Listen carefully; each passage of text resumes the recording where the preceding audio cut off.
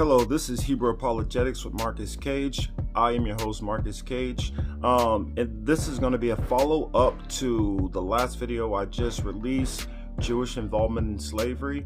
I don't want people to get in this mindset of thinking one person did this or one person did that. Pretty much, when you look back into the transatlantic slave trade, you see that pretty much all of Europe had a hand in it. So I did that last video because I wanted people to understand that it wasn't just random white people like we think, whites and Jewish people also. So I wanted to do that video so that that information could be brought out for those who didn't know. People like myself, for instance, years ago, I never even thought about the possibility that or even thought about the different types of white people, or that, because let's just be honest, growing up, I didn't grow up around very many Jewish people, and most celebrities, as I found out later on, were Jewish. I was blown away because I couldn't tell any difference between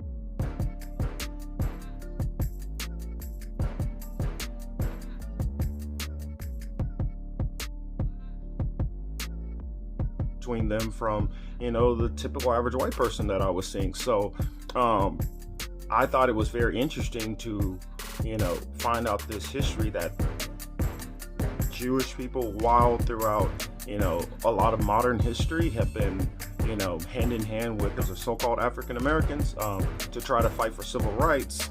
At the same time, they had a hand in actually putting us into some of those circumstances. So I felt it's only fair to bring out that information. And so we're not always putting it only on the Irish and the British and, the Italians and the Portuguese. Jewish people had involvement also. But for those people, those white people who want to point all the fingers at the Jewish people, this video is for you. Hopefully you enjoy. All praises to the Most High Yahweh. The theme of domination is found in various Vatican documents from the 15th century. For example, in the papal bull of May 4th of 1493, Pope Alexander VI says that it is pleasing to the divine majesty that barbarous nations be subjugated. The Latin word is deprimantur, which means to reduce, to cast down or press down, to hold down, and it also states that it is pleasing to the divine majesty for the Christian empire to be propagated. Pope Alexander VI stated, "We trust in him, from whom empires and dominations and all good things proceed."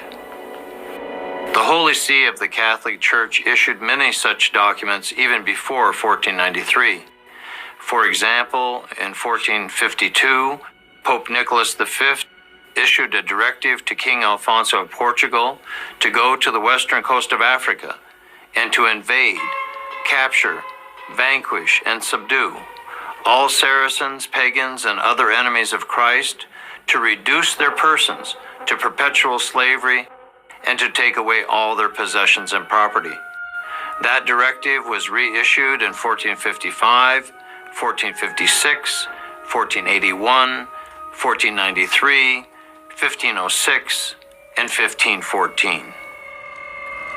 So why was the document called a bull? It had to do with the fact that the document was sealed with wax, and that wax was imprinted with the papal ring and the insignia of the Holy See. From that wax was hung a red silken thread, and at the end of the red thread was a lead ball, and the Latin word for ball is bulla.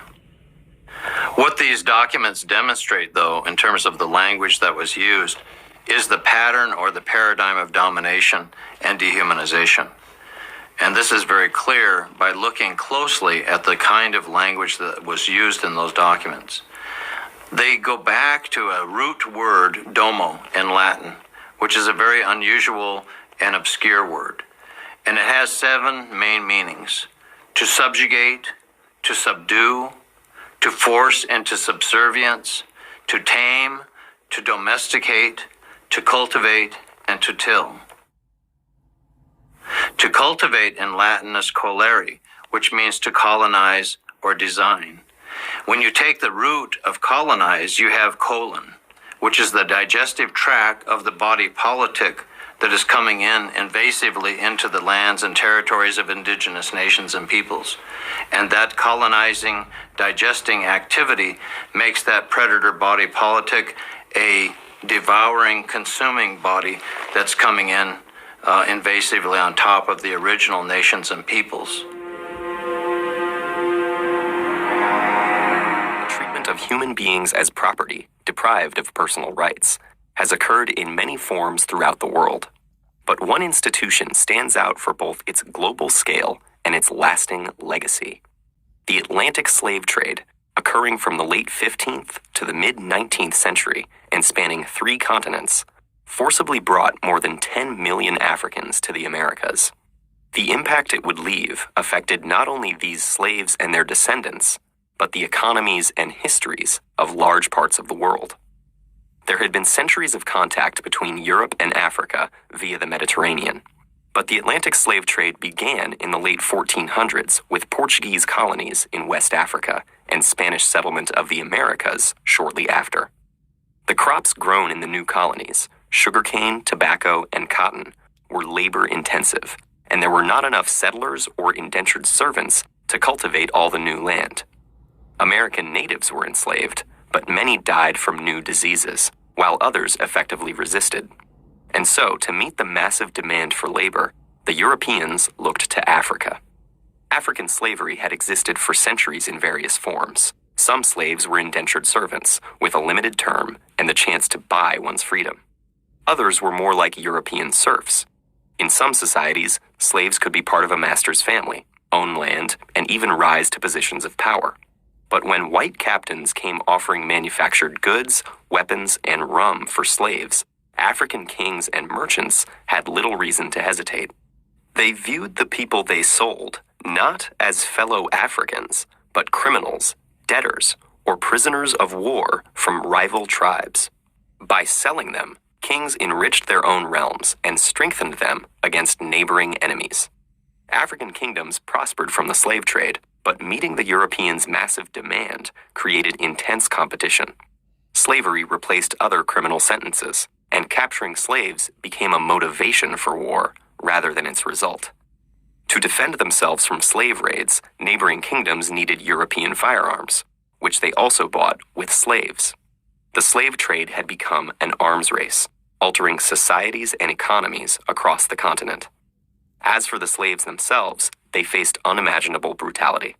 After being marched to slave forts on the coast, shaved to prevent lice, and branded, they were loaded onto ships bound for the Americas. About 20% of them would never see land again. Most captains of the day were tight packers, cramming as many men as possible below deck. While the lack of sanitation caused many to die of disease, and others were thrown overboard for being sick or as discipline, the captains ensured their profits by cutting off slaves' ears as proof of purchase. Some captives took matters into their own hands. Many inland Africans had never seen whites before and thought them to be cannibals, constantly taking people away and returning for more. Afraid of being eaten, or just to avoid further suffering, they committed suicide or starved themselves, believing that in death their souls would return home. Those who survived were completely dehumanized, treated as mere cargo. Women and children were kept above deck and abused by the crew, while the men were made to perform dances in order to keep them exercised and curb rebellion. What happened to those Africans who reached the New World, and how the legacy of slavery still affects their descendants today, is fairly well known. But what is not often discussed is the effect that the Atlantic slave trade had on Africa's future. Not only did the continent lose tens of millions of its able-bodied population, but because most of the slaves taken were men, the long-term demographic effect was even greater. When the slave trade was finally outlawed in the Americas and Europe, the African kingdoms whose economies it had come to dominate collapsed, leaving them open to conquest and colonization. And the increased competition and influx of European weapons fueled warfare and instability that continues to this day. The Atlantic slave trade also contributed to the development of racist ideology. Most African slavery had no deeper reason than legal punishment or intertribal warfare. But the Europeans who preached a universal religion, and who had long ago outlawed enslaving fellow Christians, needed justification for a practice so obviously at odds with their ideals of equality. So they claimed that Africans were biologically inferior and destined to be slaves, making great efforts to justify this theory. Thus, slavery in Europe and the Americas acquired a racial basis, making it impossible for slaves and their future descendants to attain equal status in society. In all of these ways, the Atlantic slave trade was an injustice on a massive scale, whose impact has continued long after its abolition. This article comes from World Future Fund. If you'd like to find out more information, there is the org right there at the top. Make sure to go in and check it out. Death toll from the slave trade, the African Holocaust. 60 million dead at the hands of white Christian imperialism. The largest slave trade in the history of the world was created by white Christian Europeans. Before it was over, as many as 60 million Africans would be killed for the profit of white Christian imperialism. A key reason for the high death toll was the tidal wave of war and desolation that the slave trade unleashed in the heart of Africa. Huge numbers of the people died being marched to the coast of Africa from the interior, as well as in the endless series of wars produced by the quest for new slaves. Millions more would die in concentration camps at both ends of the sea journey, and significant numbers would die due to the appalling conditions of the slave ships. The financial profits of this slave trade helped build the economic foundations of America. It was not just the South. Northern business interests made huge profits. And I would actually add in that it actually built the wealth for all of Europe also. It contributed quite a bit into Europe as a whole. Let me continue.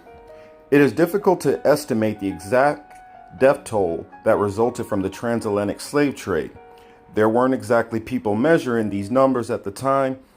What we look at are historical estimates of how many people may have died and captured during the voyage at sea due to disease, starvation, and backbreaking labor in the New World. But what is certain is that the slave trade was a genocide against the African people. The transatlantic slave trade was also the largest long-distance coerced movement of people in history.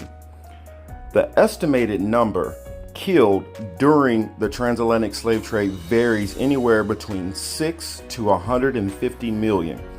The official UN estimates 17 million. However, we ourselves would be inclined to agree that the figure of 60 million, given all the variables here, including the fact that during the entire period of the slave trade, Africa's population did not increase. Some may argue that this is because Europe and advanced medicine and technology, or some may argue that this is because Europe had advanced medicine and technology, while Africans didn't. Yet this era, Asia wasn't exactly at a sophisticated technological level either, but their population nearly doubled. We believe the stagnation of Africa's population is a byproduct of the transatlantic slave trade. That's the reason why, if you know a nation is that large, the numbers are definitely being suppressed. And as you go through different history book to different history book to different history book and start doing some adding, the numbers just keep rising. I'll leave it at there and continue. The transatlantic slave trade took place across the Atlantic Ocean from the 15th through the 19th century. The vast majority of those were enslaved, were deported to the New World, mainly on the triangular route and its middle passage. Most of those captured were as West Africans. The numbers of Africans brought to the New World were so great that they became the largest number of immigrants to be brought to the New World before the late 18th century. By 1820, nearly 4 Africans for every 1 European had crossed the Atlantic, and about 4 out of every 5 females that traversed the Atlantic were from Africa. This was not the first time in history that Africans were kidnapped from their homes and enslaved. Europeans and Muslims engaged in the slave trade for centuries before the colonization of the Americas. Yet the transatlantic slave trade further bled Africa of its people and resources. While it is not the only slave trade in Africa, it was the largest in terms of sheer volume and intensity. I will leave it at there, but this is definitely a good article, and I will leave it in the I guess in the comment section, or I guess in the description box. That way you all could go and click the link and read more into this. I advise everyone do a little bit more research on some of the things going on, you know, the actual horrors of the transatlantic slave trade and the actual sheer magnitude and volume that it was. A lot of times when we think about the transatlantic slave trade, we like to focus solely on the United States, or United States and Canada, or just the Americas, not taking into account that slaves were being transported all throughout Europe also, and slaves were also being transported throughout different parts of Asia also. So those are some of the things that we need to keep in mind when we start talking about the transatlantic slave trade. There is no slave trade in history that was to its sheer volume and had as many nations involved in it and as many nations which benefited from it. I'll leave it at that. Hey everyone, this is Christo Bontrager. I want to thank you for watching today. And this is part of a continuing series that I am doing related to race issues. And you know, recently I was reading through the 70-page document by the Southern Baptist Theological Seminary, and this is the flagship seminary of the Southern Baptist Convention. And the document details the racist beliefs and practices of its key founders. In fact, it's called, here on the screen, you can see this, Report on Slavery and Racism in the History of the Southern Baptist Theological Seminary. It's really quite an interesting and, I will say, very sad document that I do highly encourage you to read. Now, toward the beginning of the document, it says this: all four of the men whom Southern Baptist leaders elected as the seminary's founding faculty held slaves. The slave schedule of the 1860 federal census for the Greenville district recorded that John A. Brodus held 2 slaves, William Williams held 5, Basil Manley Jr. held 7, and James P. Boyce held 23. When Southern Baptists established the Southern Baptist Theological Seminary in 1859, the prevailing orthodoxy of its white clergy included the commitment to the legitimacy of slavery. As I worked my way through the report, I could see that the founders of SBTS didn't merely passively allow for the existence of slavery and saying that that's maybe a states' rights issue. Rather, they vigorously advocated for its morality based on a belief that the subjugation of blacks was part of God's created order. And here's a quote to that effect from another one of the school's founders. Basil Manley further suggested that since God appointed them to a state of perpetual slavery, they had no natural right to freedom. And he's speaking of black people. Quote, all will depend on this question. Is liberty of person given to all? God gives power to some and bondage to others. Only God can be held accountable for the differences in social condition and inequalities of human capacity. To quarrel with this will be to waste our rage upon a dispensation as old as nature. Slavery was a natural constitutive element of all human society. Now, I also noticed as I was reading the document that this belief that it was the God-ordained order for blacks to be subjugated mostly rested on the rather peculiar incident with Noah and his sons in Genesis chapter 9. Now let's take a minute just to read 2 or 3 critical verses here, starting in verse 25.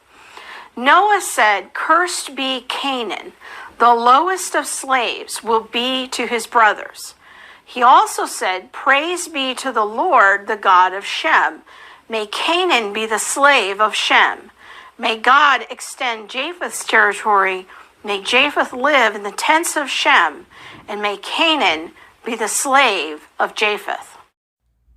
This is why I often say Europeans do not understand the Bible. Canaan is the fourth son. That does not make him all of the descendants of Ham, just one of them.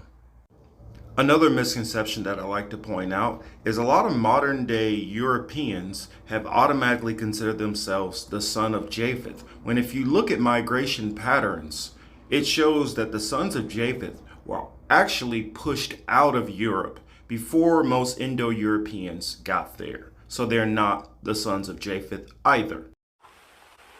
Now, the wording of Noah's curse on his grandson Canaan, in other words, to be the lowest of the slaves to his brothers, this statement was repeatedly used by the founders of SBTS to argue that it was the destiny of Canaan and his descendants to serve as the slaves of Noah's other sons, and that black slavery was the outcome of this. This was kind of the biblical warrant for black slavery. Now let's look at a couple of additional quotes from the seminary's founders to show proper documentation for this point. Manley argued that God established slavery as the permanent condition of Africans after the flood. Noah's prophecy condemning Canaan to perpetual slavery was observedly fulfilled by the African race. Quote, whatever...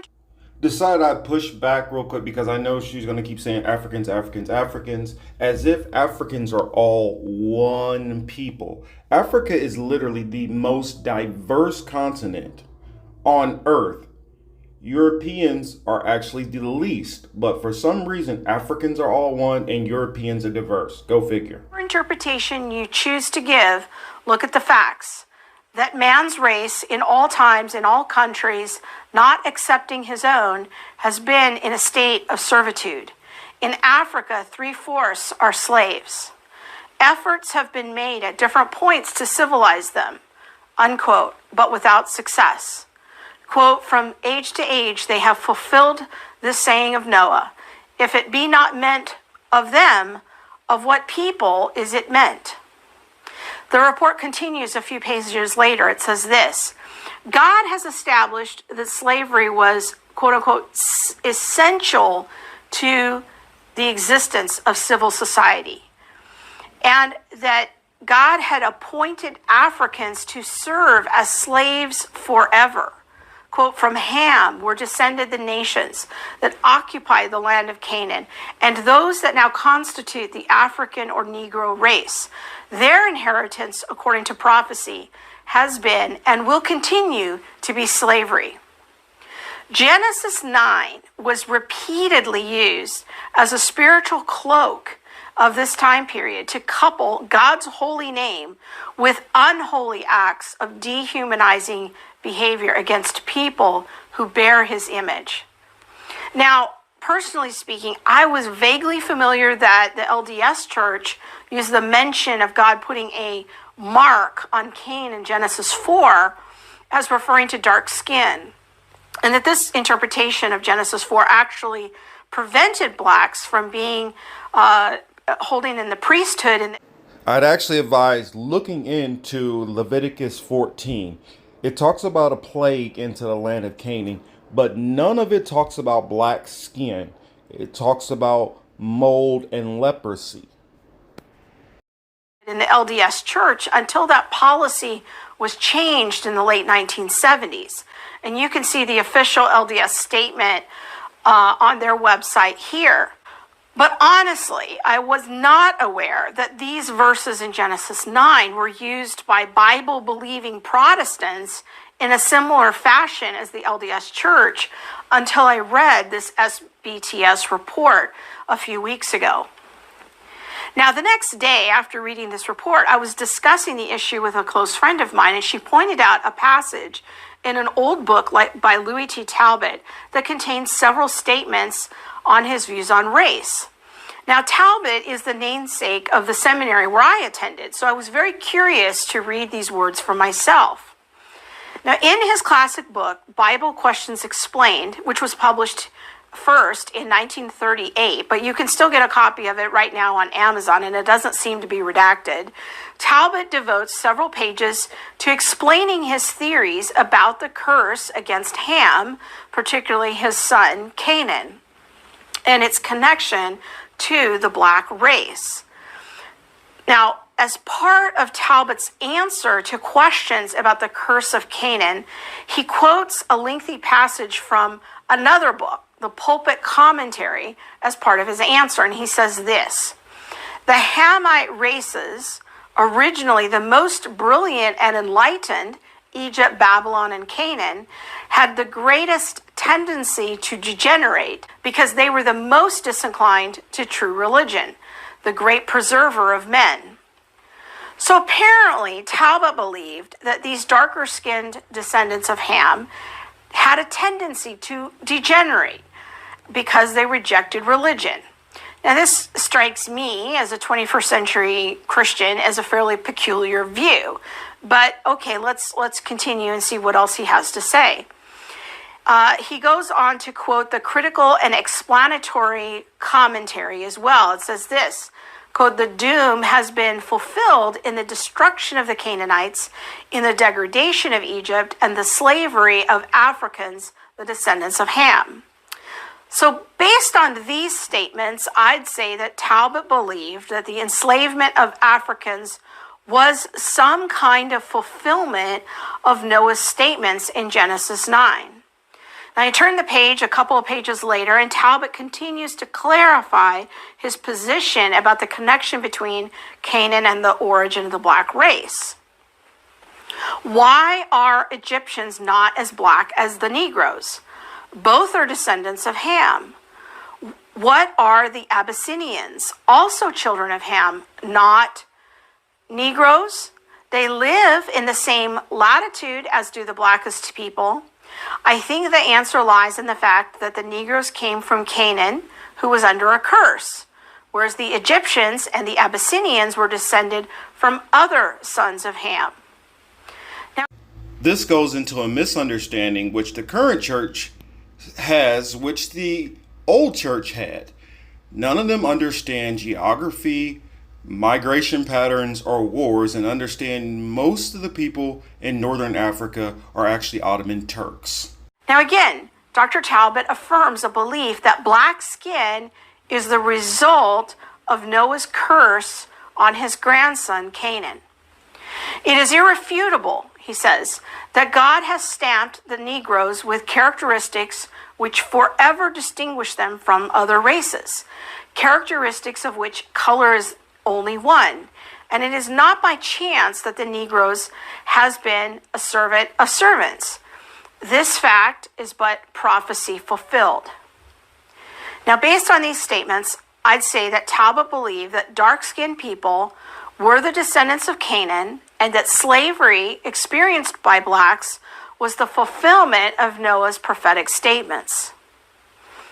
Now, I have to tell you that coming to terms with the reality that giants of the faith advocated for such ideas raises several provocative questions for me personally. I mean, how could such an educated and informed Christian leader simultaneously hold such right and wrong beliefs?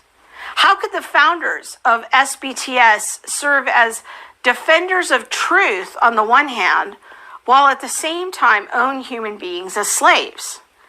How could a man like Louis T. Talbot, who was instrumental in my own grandparents coming to faith in the gospel through his teaching on the Biola Hour, have made such a flimsy biblical argument against an entire race of people? These are very hard questions that I am still thinking through, and I will be making a separate video wrestling through this question of what to do with these historical figures who held beliefs of racial inferiority and superiority.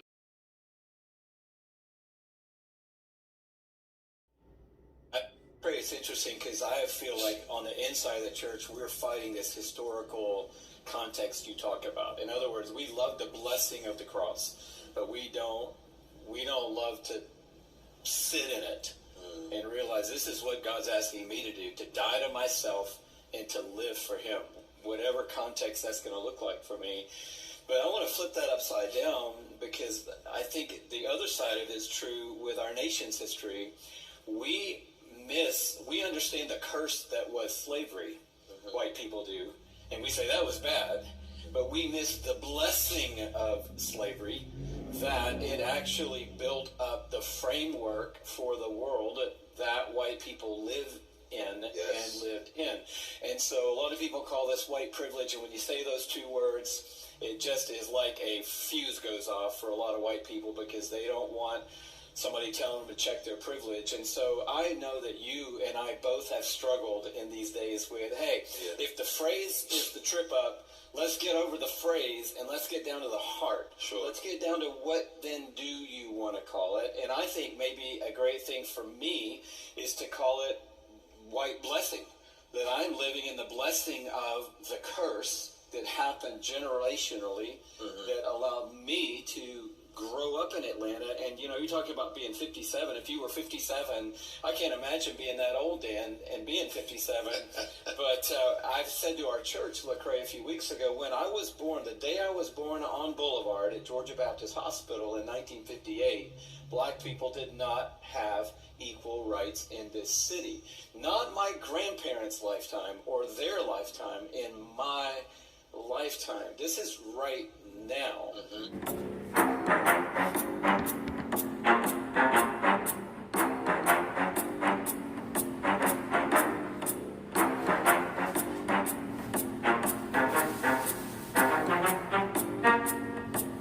I don't have any trouble admitting that I'm a racist. I think it's absurd to try to fight with that. I grew up in this society. I was conditioned by it. I think internally in my psyche, I have grounded and rooted those attitudes, and I see it in me all the time.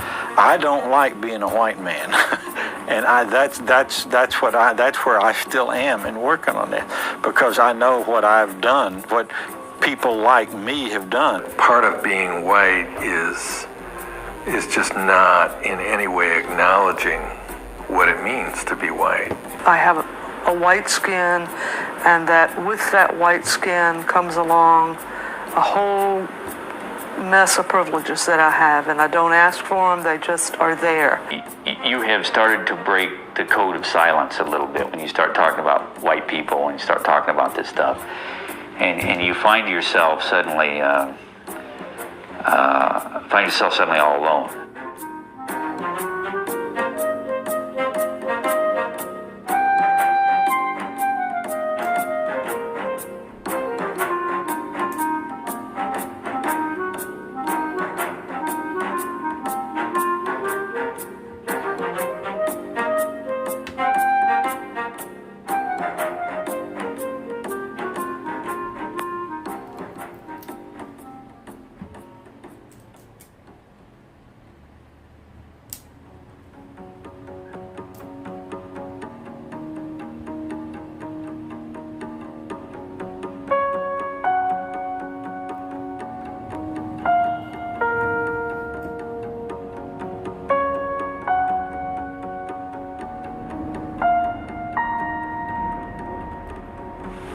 The family history, as I understand it, was really, people coming to America as a way of searching for a better life and escaping poverty.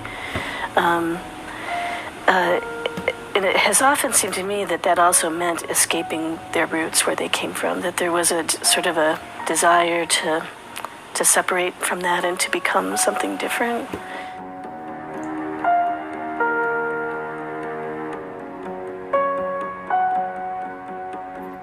That I have Scotch-Irish ancestry with a little bit of German. I'm European, and I came over 250 years ago. My ancestors are from England and Germany. My ancestors are German and Russian and Scottish. In my father's side, it was Irish, and my mother's side, it was probably English, but I don't know a lot about her side. I'm French Indian. I guess you'd say I got a little Cajun in me. Ireland. So you identify as Irish? No, not really. I identify as an American. British, Scotch-Irish. Scotch, that's where my ancestors are from, supposedly, but hasn't had any impact on me. Doesn't mean anything. I think pilgrims. When I think of where did I come from, I think pilgrims, but Pilgrim? no, but I'm sure somewhere down the line I am.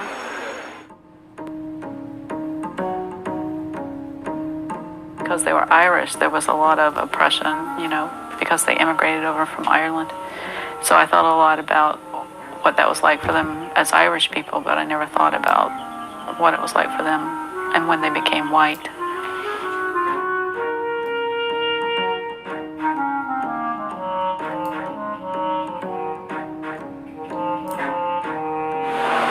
Well, you can only be something if there's something else to negate it, so I guess we became white. I guess we're white because there's a bunch of other races to set us off. So how did English people and German people get turned into white people? Came to America. By assimilation, by living. By living in the U.S. It's just the smorgasbord, I have no idea. I honestly have no idea. Do you know how they got turned into British and Scott people? How those people got turned into white people? No. You ever thought about that? I'm not a history buff. I think culture did that over time. It's like certain words that we use in our language are not our words. They're other nations, other words that come from other languages. How did the Irish get turned into white people then? That's a good question. I think a lot of it was early assimilation in the United States, a lot of European ethnics coming over, assimilating for a variety of reasons. Primary one being a desire to elevate their socioeconomic status. So to get jobs, to find places to live, a lot of the Europeans altered their last names to sound more mainstream. A lot of them changed the clothing that they wore, the foods they ate. So there was this, some might call it assimilation. I think of it more as Anglo-conformity, conforming to this kind of dominant white culture. But the reality is that those persons who are white and who are considered white and treated as such in this society, by virtue of being white and treated that way, have had to give up who they really were. If they were Russian American, my father's side of the family, grandfather's side, great-grandfather came here from Russia in 1910. He had to give up what it meant to be a Jew, a Russian Jew from Eastern Europe, to become an American, which really meant to become white. The Irish had to do the same thing. The Italians had to do the same thing. The Greeks had to do the same thing. All these European ethnics who were not white Anglo-Saxon Protestants had to give up their actual identities for the sake of whiteness. I really didn't think about being white, I'd say, growing up, because mainly, I think because I was part of the majority and I maybe wasn't forced to think about it.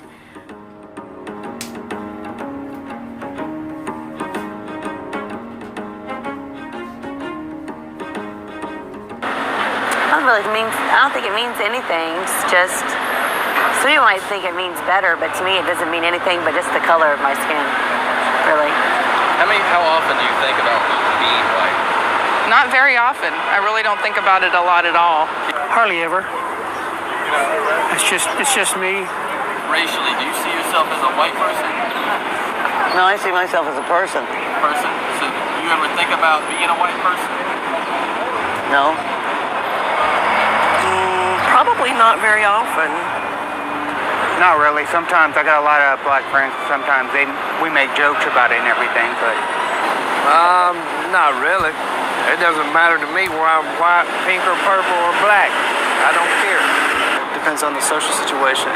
Sometimes I'll be the only white person in the room when it's reversed, when the tables are sort of flipped. How do you identify racially? Do you see yourself as a white man? I think that everybody is equal in the eyes of the Lord. So you don't see yourself as a white person? Not as much as most people.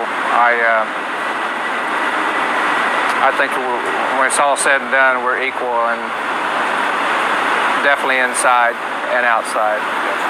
But I don't know if I ever considered myself white or thought about it. At one point I'm sure I did, but I don't really have any recollection of when it was, which I think is a total reflection of whiteness, of of never having to sort of contemplate why people treat you the way they do. To be white means to be a member of a dominant racial group in a society that I'd consider white supremacist. And to be white in a white supremacist society, not just a racist society, because that's almost too generic. To be white in a white supremacist society is to be able to have the luxury of oblivion, to be oblivious to the injustices, to be oblivious to racial privilege, to be oblivious, frankly, to one's own identity. So it is, in a sense, to be invisible to oneself. Well, I think to be white in this culture means to deny the reality of racism. And it means to deny the privilege that we have as whites. Most people who are whites don't want to accept that they are privileged because they are. People don't want to talk about being white because they know that at a deep level, even though they haven't some of them may not have ever talked about it with anybody or ever expressed it, they do know that they get a benefit from being white.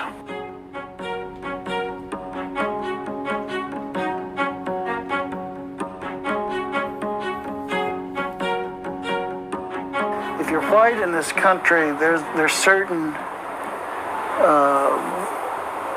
advantages that come your way, and it doesn't really matter whether you want to or not, or whether you're in touch with it or not.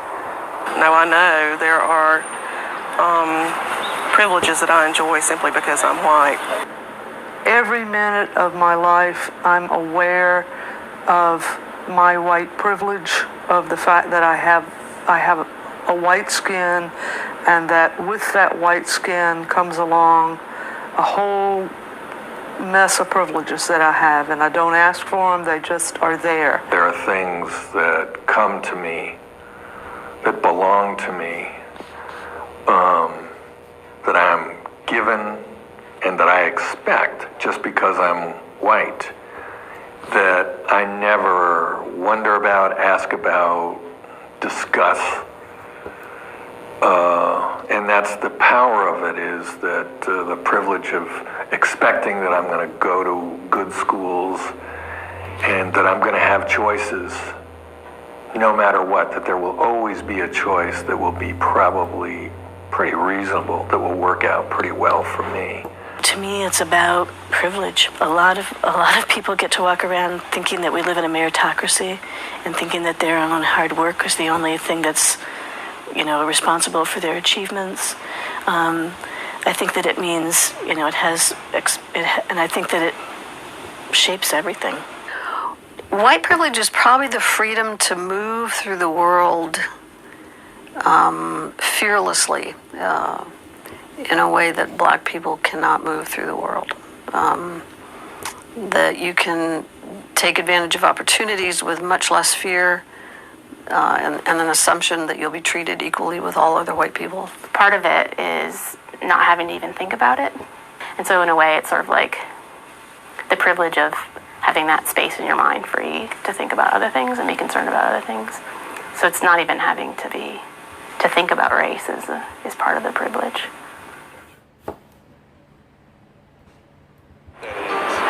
White privilege is being able to walk into a department store and not be followed by the detective. A friend of mine who's Asian American, she was very unfairly treated at a department store. She was at a cosmetics counter, and she had bought something and it came with a free gift.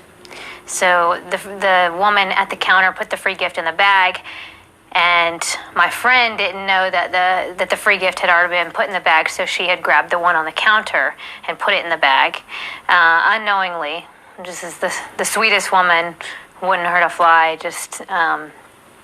And they called the cops on her, and she was taken to jail and arrested. I put myself in the same position that she was at, and I know there's no way I would have been arrested. I know I would not have been arrested. It's the assumption that when you go to buy a car that you're going to have the money. Well, it's the assumption that when you go into a real estate office looking for a place to rent, unless you wear raggedy clothes, it's that you're going to want to go into this nice neighborhood. You basically get to say what you want to, be any way you want to. You get privilege. You don't have to work as hard. You can slack off in jobs and still get promoted and still not have to worry about somebody coming after you. So whiteness to me is about privilege and access to information systems and people and power that you didn't earn. I went through a time where I was poor and I had to take care of my father, and I worked with about 100 African American men, and I was the only white male on the shop floor. And I was really horrible at this job. It was a metal grinder. I'd grind too much of it. I'd make big indentations. I was constantly messing up, and I was sure I was going to get fired. It was just a matter of time. And about 6 months into the job, the boss and a few of the managers come over. They're all white men. And I thought, this is it. This is the day I'm getting fired. And they came over and told me that they've had their eye on me and they think that I'm management material. I said, what? Yeah. And they said, yeah, you stick around for a while and we think you've got potential to be a manager here. It's all embedded in every piece of our country. It's embedded in every structure that we have. It's embedded in our economics. It's embedded everywhere. When I walk into a bank, or when I walk into anybody's neighborhood, or when I walk into anybody's store, that I'm acceptable, that I can go anywhere I want, and I'm seen as an acceptable person. And the reason I am acceptable is because I'm white. I remember when I was going to get my driver's license renewed for the first time, I really couldn't see very much without glasses. I didn't have any glasses with me. They had you go to one of these machines you look in and see like what letter it is and etc. I couldn't see any of it. I was one of the few white people there, and the guy behind the desk was this older white guy, and he just said, "Oh, don't worry about it. Go ahead." I was like, "Is he just letting everybody through?" And I saw that he wasn't, and I kind of was like, "Oh, okay." It's the ability to walk into the bank in Savannah when we were ready to build our house and borrow $100,000, and neither one of us were working. I mean, that to me, that is just so incredible that we could do that. I mean, of course we had to present, we had to give them facts and figures and all that kind of thing. But, if you were a person of color and you walked in and you said, well, we're neither working and they're going to loan you $100,000, I don't think so. Oh, simple things. I mean, from everything from the ease of getting a bank loan to knowing that I can drive just about anywhere in this city and not get stopped because of my color by the police. When I drive down the road and I get pulled over by a police officer, it's probably because either I've broken the law or I'm getting a flat tire and the police officer's going to tell me I'm getting a flat tire.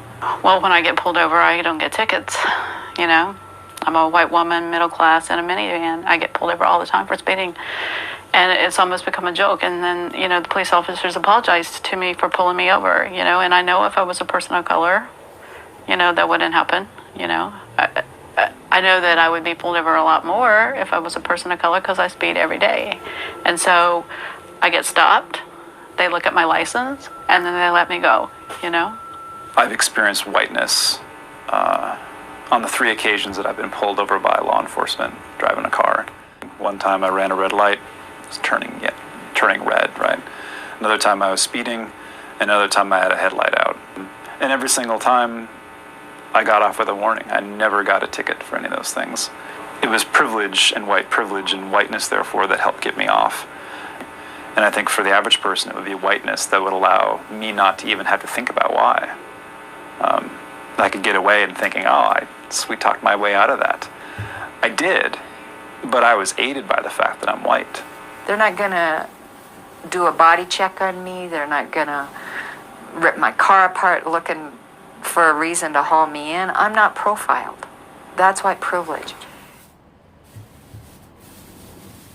Basically, when I go to city council or county commission, I expect my representatives to take me seriously, and they do for the most part, because they know that they have to be more accountable to the white community because the white community has more power and money and can vote them out of office. We as white people have a sense of what our rights are, that we have the right to, live well, live safely, have health care and police that respond to us, have city officials that pay attention to us, have, the needs of our community, be able to have those met.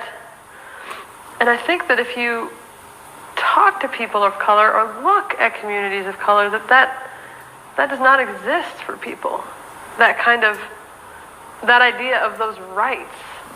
The more I know, the more it's like, I've really got to talk about privilege here, Even though, I faced a lot of shit in my life. I really had all this stuff happen, but I still had whiteness in a way that's given me all this stuff. And it's all these things which not only give you privilege in the sense of stuff and access to stuff, but also it validates who you are. So you have this feeling that, I'm important, I'm worthwhile, that other people don't have. They have to get it somewhere else. They might get it from their family or what have you, but I'm going to get it from everyone, with few exceptions. I was taught that you respected black folk, but not really as human beings, more like cats and dogs and cows. You wouldn't mistreat a cat or a dog in my family, and you wouldn't mistreat a black person.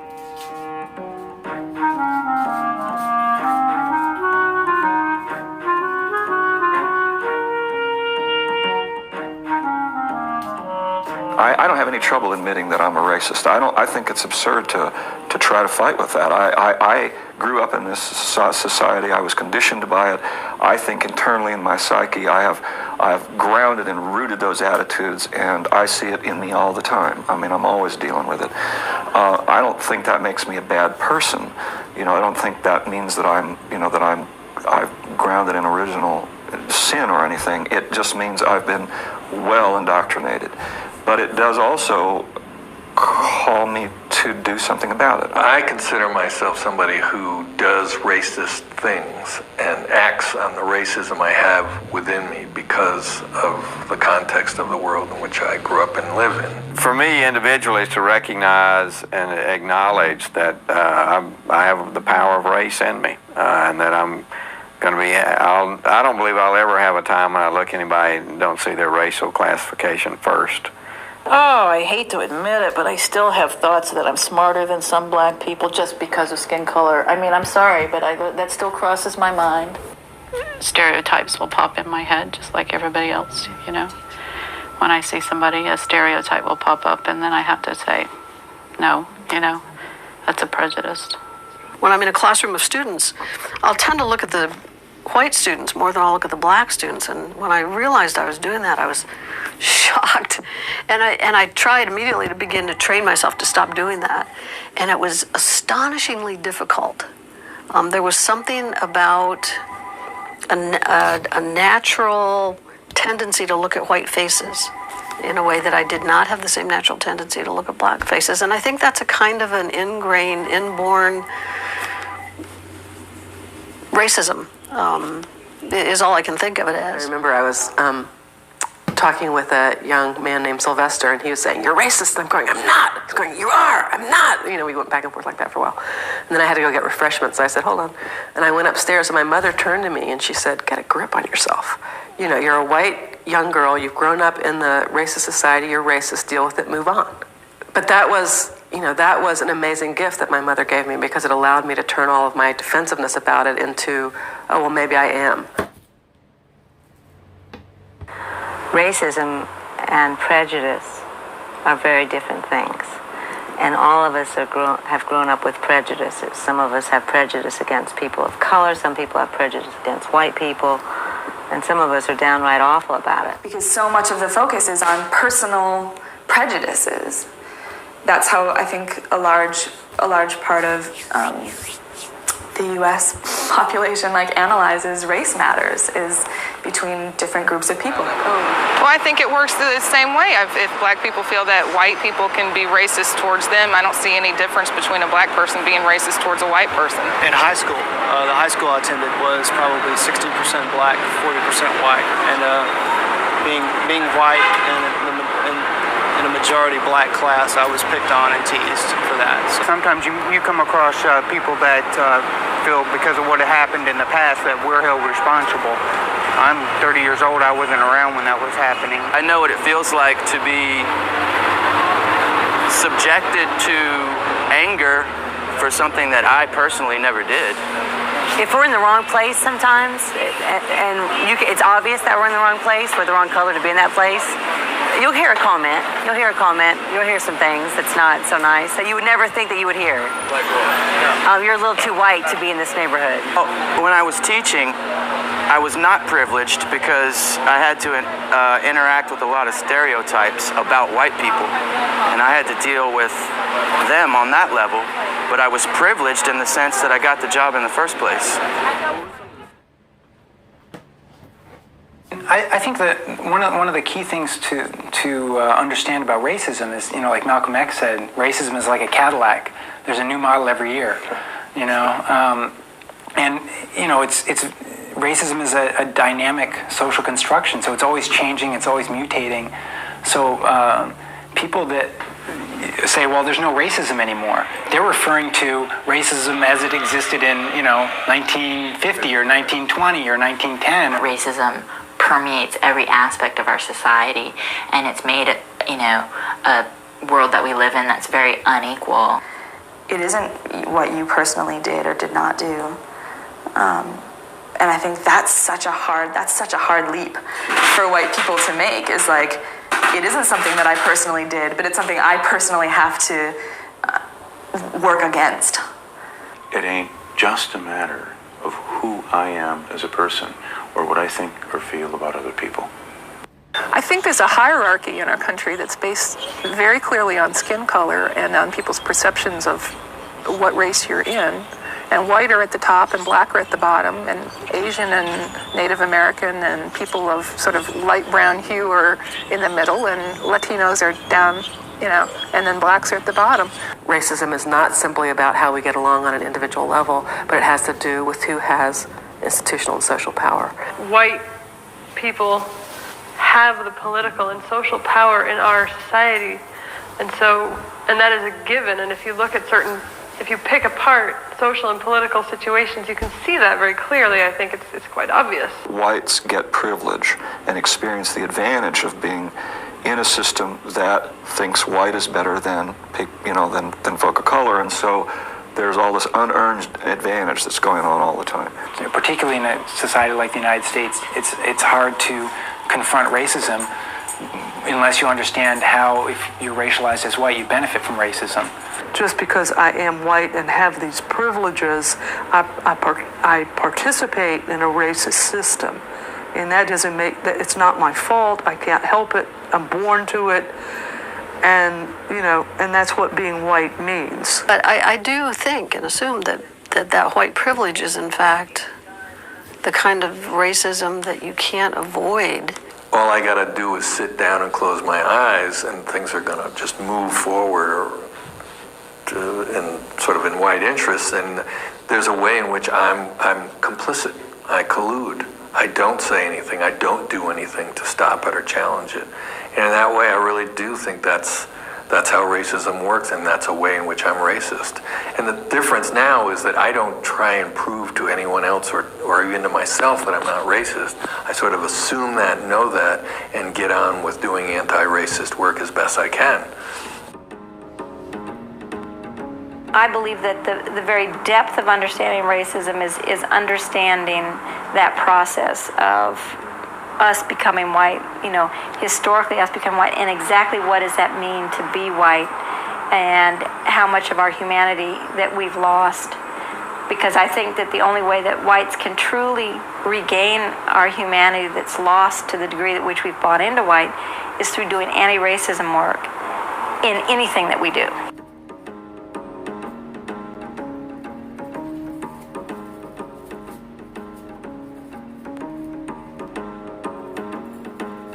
like a lot of people, you start to learn exactly how messed up our society is in terms of racial disparity, and you realize that you're in the privileged class, you know? And especially for me, being a queer feminist woman, I in no way wanted to identify myself with an oppressor society, an oppressor group.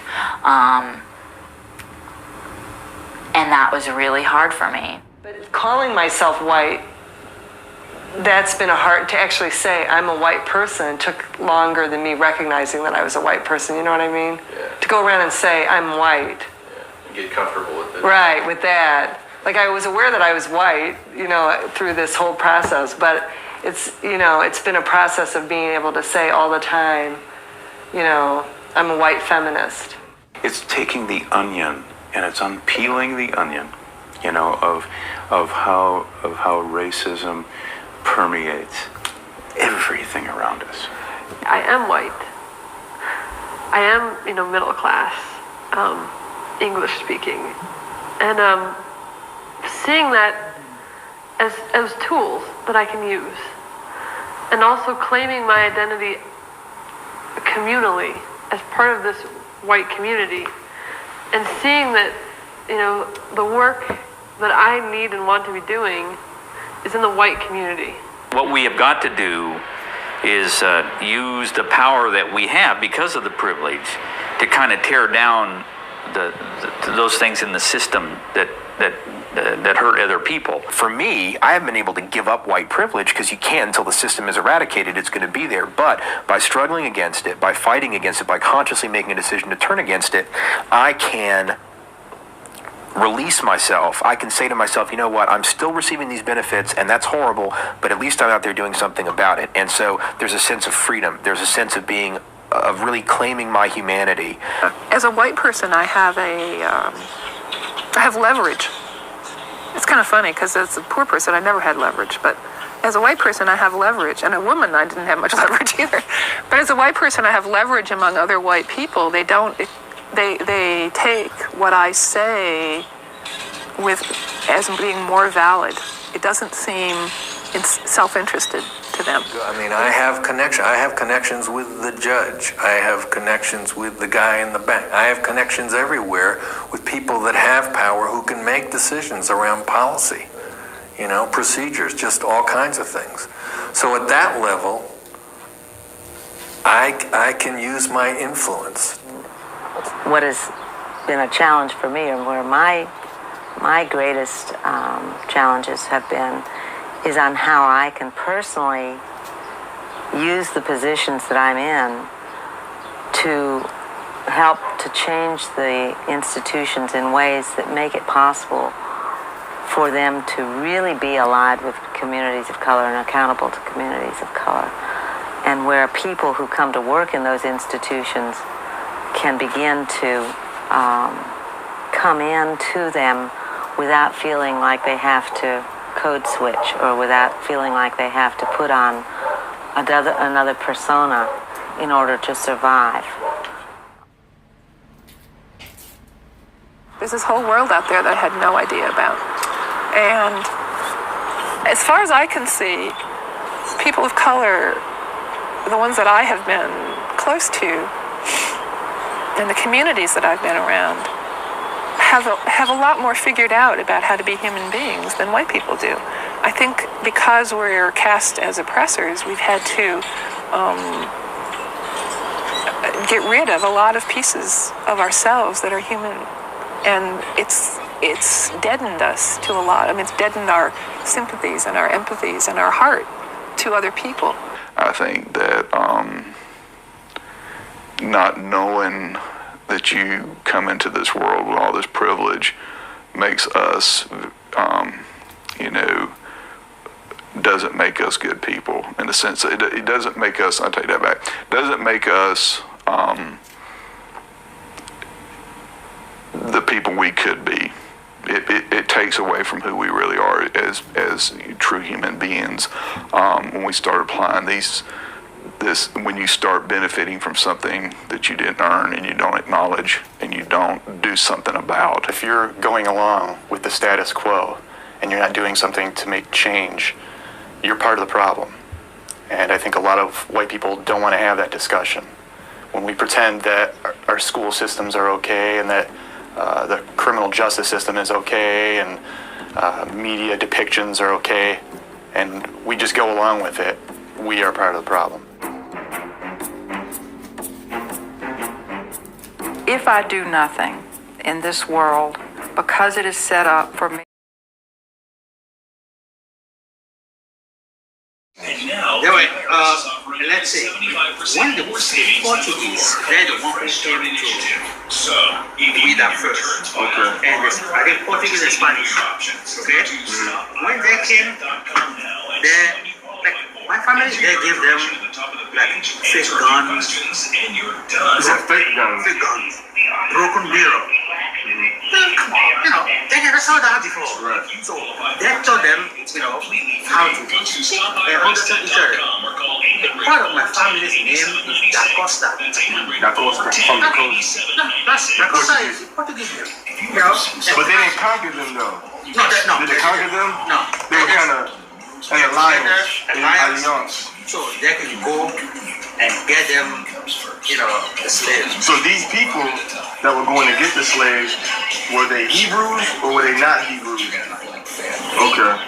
So how did the Hebrews get into Benin? I don't know. Maybe the Portuguese brought them in, or there may be some Hebrew Portuguese. That convert, the people they were doing business with. I don't know. Because you said that you were a Hebrew.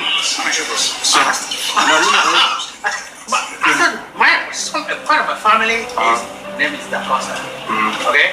But on our side, we kept our African name. Okay. Because what happened is, almost at the end of slavery, some of my great-grandparents, brothers, they took them and sold them to the Spanish or. Wait! You said that the Hebrews, your family from Africa, had Hebrew slaves and sold them to Spaniards.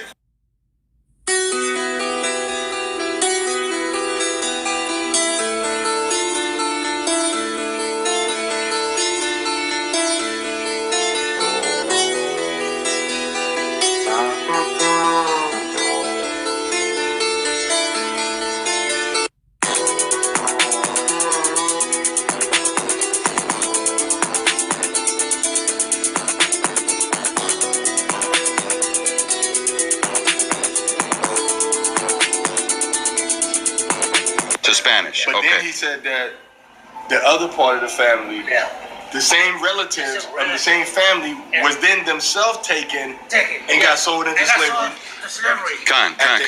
Okay, gotcha. So let me ask you a question. So during all these years when they selling the slaves, it's not all of the family that's selling the slaves. It's just a few powerful families.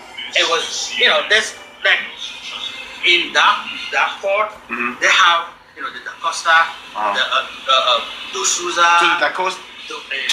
Wait. Da Souza is the first black man that came to America but not the first black man, but he was a Jew in 1634. De Souza, D-E-S-O-U-Z-A-N-S in his brother. He came to America. His name was Matthias de Souza, and he came to America in 1634 into Maryland. He came as an indentured servant from the Catholic Church with the British, but he had a Portuguese last name, De Souza. Just like you said in Benin, they got the last name. So he came as an indentured servant, but he was a free man, but he was a Jew. They have a monument for him in Maryland today. So this is the question I want to ask you. Okay, you saying that? Okay, we have your family. Yes. The people that are selling the slaves. Then you got the people that are sold as the slaves. Yes. Your family is selling the slaves. So now, toward the end of slavery, the same people that were selling the slaves, they themselves took a part of our family and sell them as well. Okay. Okay. But over the years, though, they were doing it together. Okay. But over the years, was there still people from your family also that was being sold into slavery when they first started? No. because they're the one who go get the slave. But it's not the whole family, just certain people in the family, or it's the whole family? The whole family. Okay. You know, the men of the family. You know. So they like we the slave trade family, the whole family working together. Yeah, and then they will send them, you know, to go get different ethnics. Okay. You know, and give it to the. What was their ethnics? Oh man, we have like 40. The main one for your family. Fon. Fon. Yeah. Fon is a food is related to Fulani. No. Or Akan family. No, it's just the Fon. The Fon. Yeah. The Fon have no relatives in that area. No. So wait. Let's go back. The Fon are like a. Okay, look. One ethnic. Let me ask you now. So here's the Fon. Okay. The Fon is in Africa, right? Yes. Nobody around the Fon is related to the Fons. It's their own family. It's like a family. It's like a family. But nobody around is related to the Fon. Okay. You know what I'm saying? Yeah, they have. Like, you know, you got Cherokee, Sioux, we all can be related. They have, like, is a place in my country called Estado. They call it Estado. Okay? That's where the nucleus is from. From Fon. The Fon, they like started from Estado. Okay. So, and then they branch it out. Okay. So you have the Fon, the Nago. Okay. So the Fon coming from Estado. Yeah, they're from Estado. So the Fon in Estado, were there other tribes, the Fon in Estado, are they from there or did they come there from someplace else a long time ago? That I don't know. Because when you keep saying that they're Hebrew, if they're Hebrew, they had to come from someplace else. Yeah, because remember, in Dahomey, it was like an empire. Wait, let's go back. Okay. I'm gonna come back to that. Okay. What is Dahomey? Tell us what Dahomey means again. Oh, it's like a. In the snake belly, right? In the snake belly. And the first part is what? Dan? Dan, it means snake. Means snake. Okay. Home means in the belly. In the belly. Okay. So the Dahomey empire. Okay. The main city is in central. My country. Okay. We got. No, it's called Abome. Okay, not Stado. No, not Stado. It's called Abome. Okay, Abome is where they have the king. What's Abome mean? Okay. Okay. So that's where they have the kingdom. Okay. Now that kingdom wants to take over all the other ethnicity. The Dome. They want to take. What is it, Dome? The Dahomey. No, what's the kingdom name again?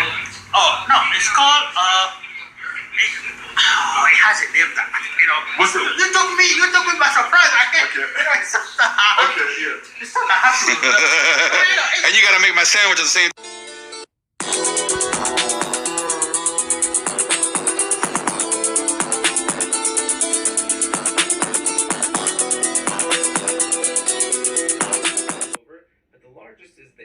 Tribe of Nigeria, numbering 40 million people, who self-identify as being from the children of Israel.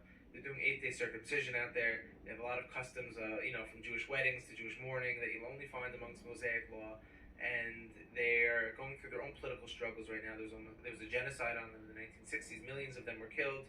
Israel actually broke the blockade. But why the Igbo are most fascinating is because they're actually returning now to Judaism.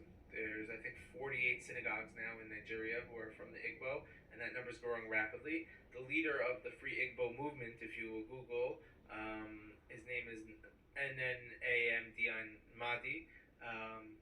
He wears a talit, a prayer shawl, to his court appearances. When he goes in for treason trials, he's wearing his talit. But the Igbo made up a significant percentage of the transatlantic slave trade. So a lot of the blacks that were taken to America on the slave ships actually had Igbo blood in them, and we see now Igbo are self-identifying as from the tribes of Israel. So if you look in America today, you'll see a lot of celebrities actually from the African-American community claiming Hebrew roots.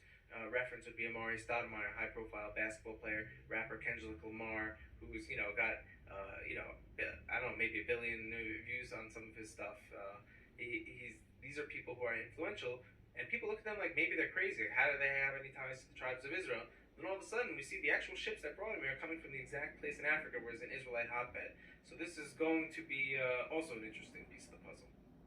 I recently became friendly with a black Messianic Jew, and he was educating me on the Black Hebrew Israelite movement. So I just knew that as some kind of cult that says the white man is the manifestation of Satan, and that they're the original Israelites, and then Jews like you and me, we are fake Jews, etc. And this felt, but I didn't have a lot of information or history because I'm so much outside of that community.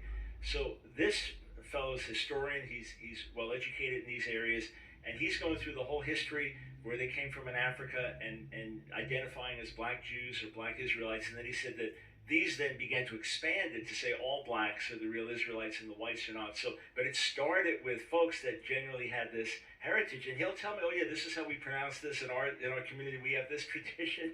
So you're saying then, as far as you can tell, you can trace footsteps that can say, here's how we got from here to here, or is it simply a matter of, well, why else would people identify like this? How do you figure it out? A little bit of both. I mean, the Igbo tribe in Africa claims to be the descendants of the Judeans who fled into Egypt at the time of Gedaliah. This was also around the time of the destruction of the temple. There was a verse, my memory's not the best, but there was a verse that says they fled into Egypt and they stayed there and they didn't come back to Israel. So they claim to be the travelers of those communities. Now, one of the mysteries of the tribes we're going to get into when we speak about the Silk Road right now is, are these the descendants of 100,000 Israelites, or are they the descendant of one Israelite? And the answer is almost irrelevant because there's no way to really understand or fully know that at this point in time.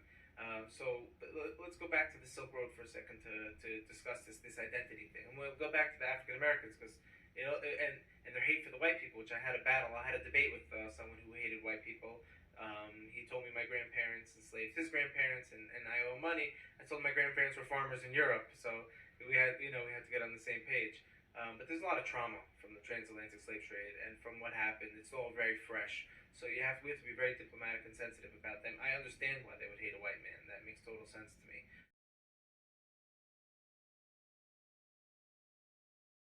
Now let me say something right quick. I think back on the African American people in America. I think how they were taken against their wills, put in the belly of ships, brought over here, beat, cussed. Many of them died in the guts of those ships, thrown overboard. They were pulled from families over there. You ain't never heard a gut-wrenching song you hear a black person sing, one of those old black Negro spirituals. Nobody knows. I can't sing like that sing because I hadn't experienced what it is. When you've experienced hell, it comes out of the voice. I said, when you experience hell, it comes out of the voice.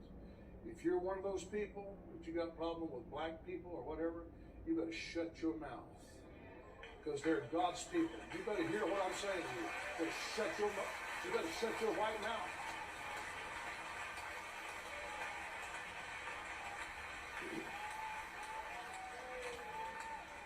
You better shut your white mouth. I'm not kidding you. I know some of you was raised in the deep south and you was raised by prejudiced people and bigoted people. You better get that out of your system. You better get it out of your system. It'll cause you to suffer right along with those masters. It'll cause you to suffer right along with them. These are God's people. And I know that there's wicked and white races and wicked and black races and all that. I'm not justifying none of that stuff.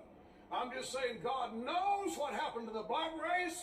He knows how they wound up over here, and God is going to reimburse the black people for all their trouble and all their labor. You watch what I tell you.